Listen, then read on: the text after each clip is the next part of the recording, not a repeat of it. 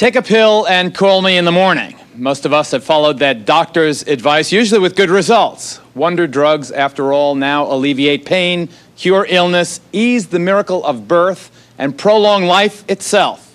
But there is a dark side. Let me go to Dr. Edwin Webb, who joins us a little late. He's the Director of Professorial Affairs and Policy for the American Pharmaceutical Association.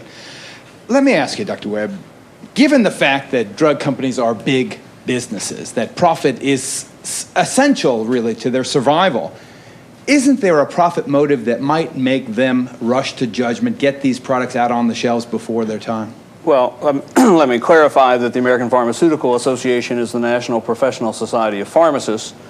We do not represent the pharmaceutical industry.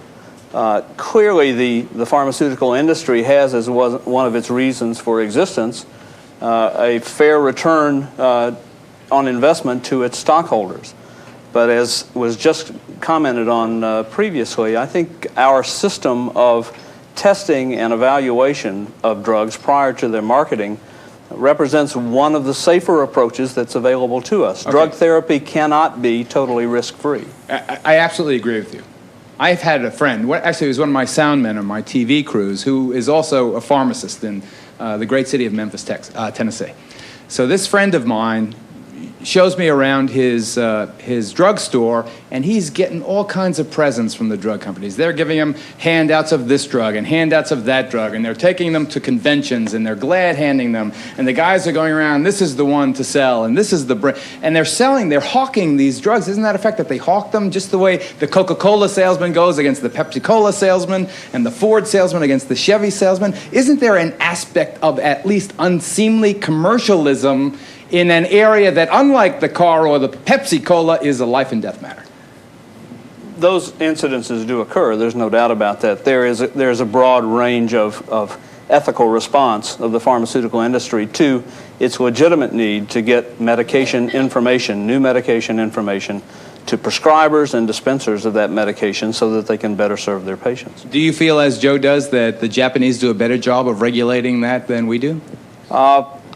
I'm not personally aware specifically of all the ins and outs of the Japanese system. I feel very comfortable that given the basic tenet that drug therapy cannot be risk-free, that our system by and large addresses most concerns. Either you want a brief statement, I got to take a break. All right. The public doesn't understand. The government doesn't test the drugs. It relies on the drug companies and their data. And false data has been submitted in the past, or in the case of tryptophan, no data at all. So the government can't do any better than the data it's handed by the drug companies. Doctor, quickly, a closing statement. How can you protect yourself? Well, I believe that basically the system is not perfect. It is becoming better and better as the years go on. I think that the consumer must be well informed. They must use their physician, their pharmacist, and other health resources, read information about the side effects of these medications from various types of material that is available to the public, and be very careful not to take things such as L-tryptophan that are available in health food stores on the advice of some untrained professional. Or in my case, my buddy, the executive producer. Joe, you're a populist. Give us 30 seconds of advice. We're almost out of time. Go. Drugs save lives, Geraldo. They cure us when we're ill, but they also can kill. And so you have to be suspicious. You have to know what the benefits are, what the risks are. Be informed. It's your only protection.